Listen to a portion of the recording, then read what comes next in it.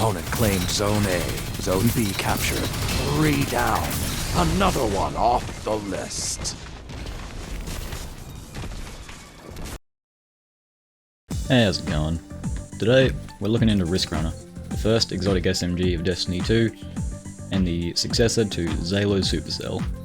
Riskrunner is a very special weapon, but not a special weapon, as it was likely the first exotic that many Year 1 players got their hands on. To start off with, let's look at the stat support perks on this one. Riskrunner falls into the now rare adaptive SMG category, dealing 17 damage for a headshot and 13 for a body, compared to the lightweight frame damage of 19 per headshot and 11 per body, while both archetypes shoot at 900 rounds per minute. Riskrunner has a range of 55 or 82 while masterworked, 60 stability, 74 handling, 24 reload, 50 aim assist, 13 zoom, 100 recoil direction, and a magazine size of 41. The biggest killer for Riskrunner in a PvP context, which all my videos are in, is that pitiful 13 zoom. While the range stat may be enormous, the low zoom just doesn't push the range out enough to duel with something like a Multimac or a Shayor's Wrath. And you will lose these SMGs time and time again.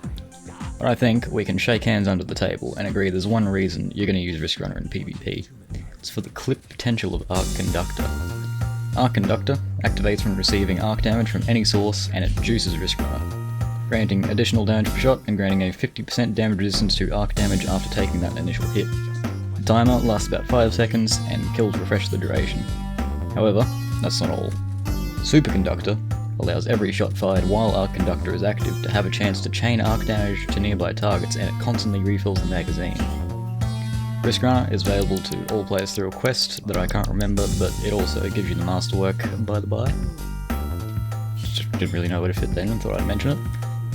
So the main ways players tend to activate Arc Conductor are to switch to Riskrunner when fighting an arc heavy team to disincentivize their choice of weapon or subclass, or throw an arc grenade at the floor to self-proc the effect. You used to be able to use that perk that changes the element of your gun on a... If you use a ricochet rounds roll of that perk that changes your gun's element to your equipped subclass type when you throw a grenade. I don't think I've seen one of those for a while. The last one I remember having is Steel Feather Repeater. Ah, memories. Anyway, Hunter is pretty terrible for their arc grenades, they just aren't built for it. You can't pick it up from your own arc bolt, fluxes take too long to recharge, and skips are generally unreliable in my experience, since you need to kinda wait for it to hit the floor and not track anyone, and you have to stand on it. The best grenades in my opinion are flashbangs and pulses. Flashbang is a Titan exclusive, and pulses are shared by Warlock and Titan. Titan has the advantage of Peacekeepers, granting various SMG benefits, but I won't be mentioning them again until I make their standalone video at the end of this. Excuse me. Best subclasses for this setup: Top Striker for double grenades and grenade energy on shoulder charge hits, and Chaos Reach. Ionic Seekers grant all ability energy when picked up and have a chance to drop on kills. Titan Exotics, I had a great time running Peregrine Greaves on Top Striker to grant my grenade recharging solar charges some lethality. Mask of the Quiet One grants ability energy when damaged in small amounts. Heart of Inmost Light lets you cycle abilities via using them, and Mark 44 Standardides gives back about half of your shoulder charge energy after hitting with it, on top of granting an overshield while sprinting while shoulder charge is ready, helping you get your Top Striker nades. Warlock has a lot of very similar exotics that grant ability energy for weapon kills. Use Mantle of Battle Harmony and Verity's Brow. Maybe I Have Another World if you would prefer the passive recharge rate benefits from that helmet. Overall, oh, and of course 100 Discipline.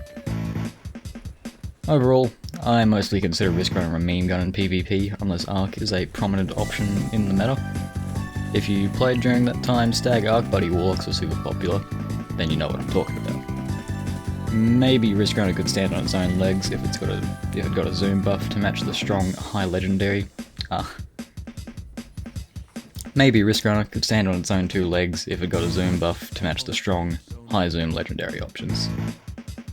And of course, to tie it all together, don't forget your targeting mods, don't forget your unflinching mods. Thank you for watching, and I'll see you in the next one.